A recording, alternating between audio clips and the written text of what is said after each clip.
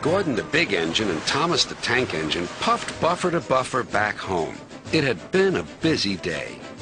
First, Thomas had teased Gordon about the time that the big engine had slid into a ditch. Then Thomas fell down a mine and Gordon came to his rescue.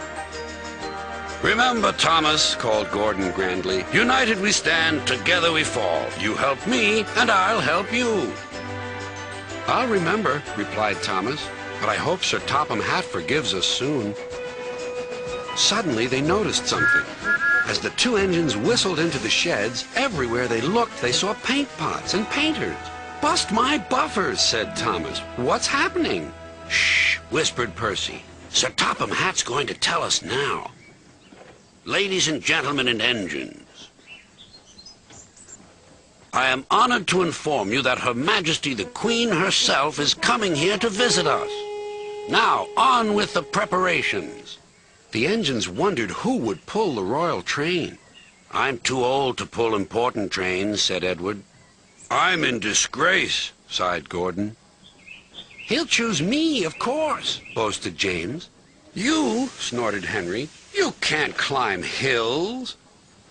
"He will ask me to pull the train, and I'll have a new coat of paint." Then the rain came. Henry's driver and fireman covered up their cab to keep dry. A painter was on the ladder above the line. Henry's smoke blew high into the air. The painter couldn't see. Both he and the paint pot fell all over Henry. Poor Henry. "Well, you're not a pretty picture," sneered the painter.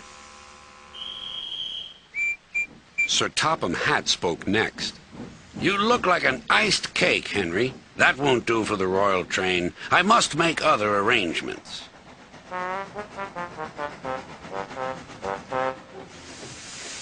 Gordon and Thomas were waiting for him.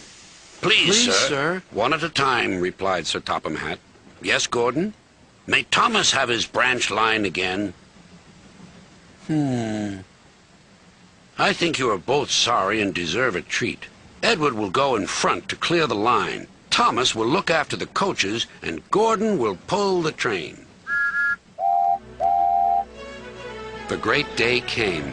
All the engines worked hard, bringing people to the town. Thomas sorted out their coaches in the yard.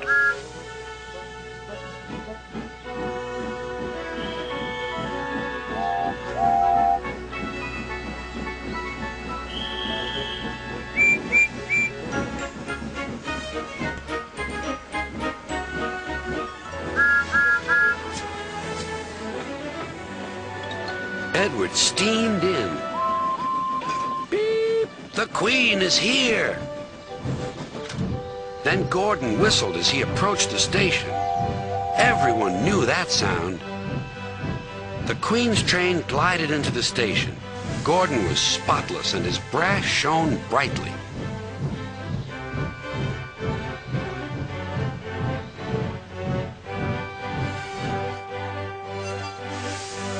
Sir Topham Hatt stood to attention.